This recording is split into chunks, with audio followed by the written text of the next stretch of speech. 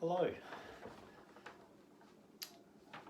Today we have with us a new client that has been passed over towards me. His name is Reggie. Hey Reggie, how are you today? Well, thank you. That's good. My name's Paul, Reggie, and you've been passed on to me as your case manager into a few areas that we're looking at today. And your file has been passed over to me. Can you just sort of tell me in a, you could say in a bit of a small way, look just a little bit about your history, Reggie, just a little bit more about yourself and what led you here? Well, I've had a bit of a bad trot.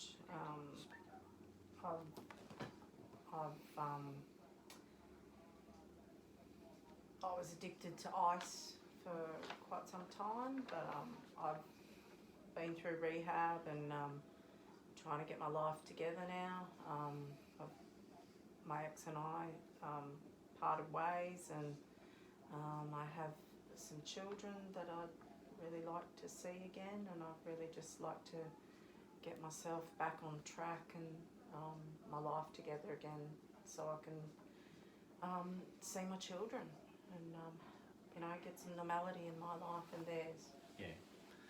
Okay. So when you look at the goals in your life for your next few steps, before you can see your children or gain access to your children, what are some of the goals that you really see within yourself in the next foreseeable future?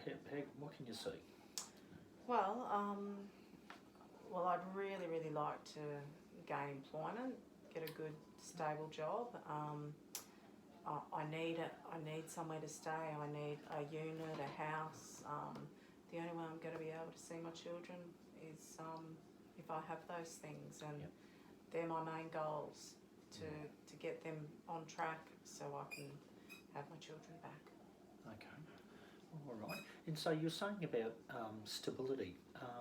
What are some of the roadblocks that you really feel like you've taken out of your life that will allow you to reach those goals that you've just told me?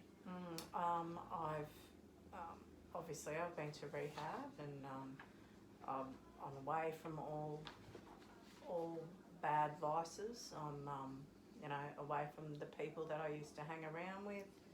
I'm just pretty much got a clean slate and starting fresh. Yeah. That's it. Okay. And when you're looking at, you're saying about the vices, are you also talking about certain areas where you may have hung out, or maybe certain people that might have been around you as a bit of a bad influence, or like that? Tell me a little bit more how you've sort of removed those. Yeah, well, I used to go down to the club quite a bit, and I don't go there anymore. I don't get any alcohol either.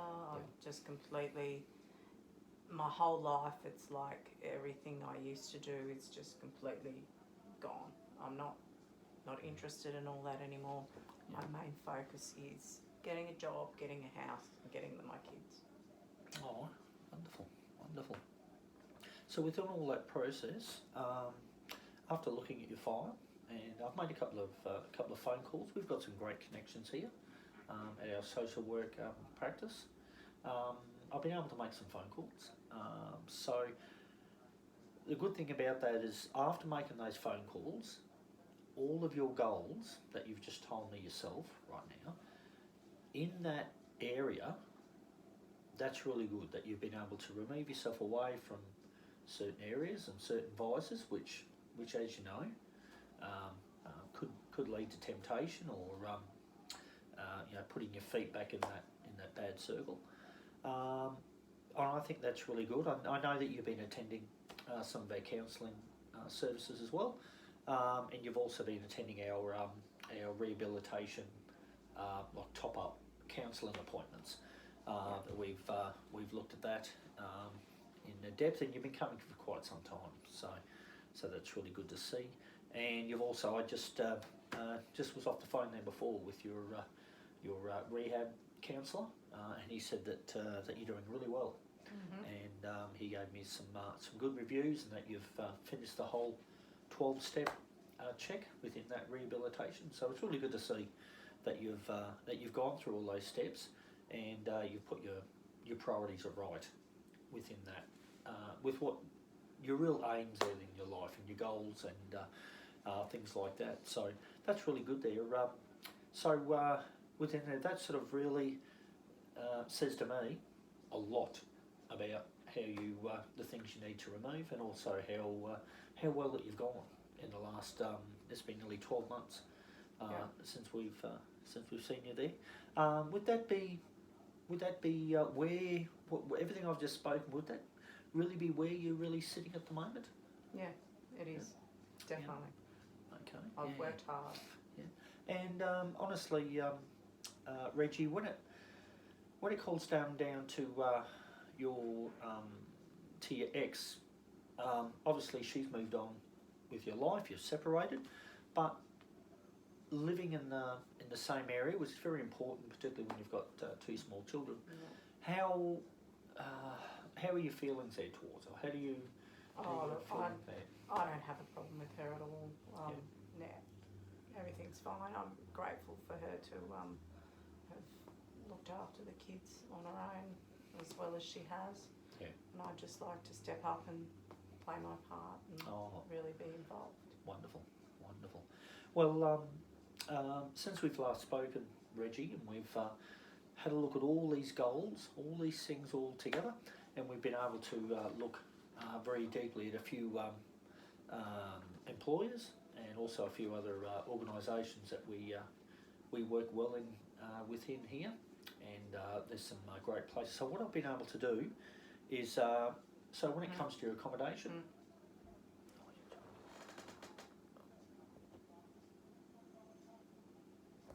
sorry.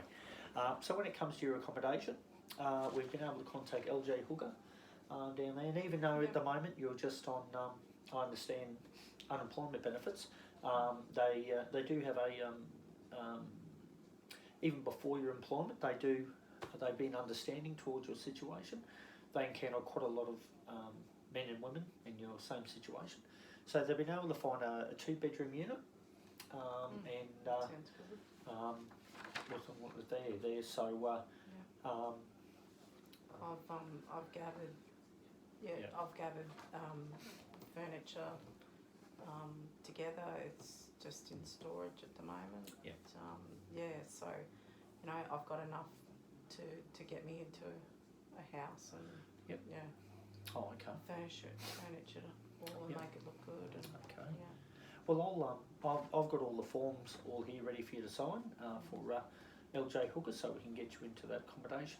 Also, when it comes into employment, I know that was another one of your goals and aims that you wanted to go towards. We've been able to contact the local abattoirs, and they're looking for slicers. I did see on your resume that you had done some abattoir work there before. It is only preliminary work, so you will have an interview on Monday morning. Yeah, that's fine. We've allocated you a time, 11 o'clock, to go to the local abattoir, which isn't that far of a drive. Do you have transport? Yes. Yeah, I do. Oh, that's good. So some of the shifts that they do ask are very varied. So it might be it might be the afternoon or morning, or maybe even be late night stuff. Look, at this stage, I'm willing to just do anything. Excellent. And just further down the track, I've been able to talk to a lovely lady called Mary. Mary works at Mercy Care. Now they mainly work within foster care, family relationships, family relationship counselling, but they also work within as a joint meeting place for separated parents, or parents going through difficulties.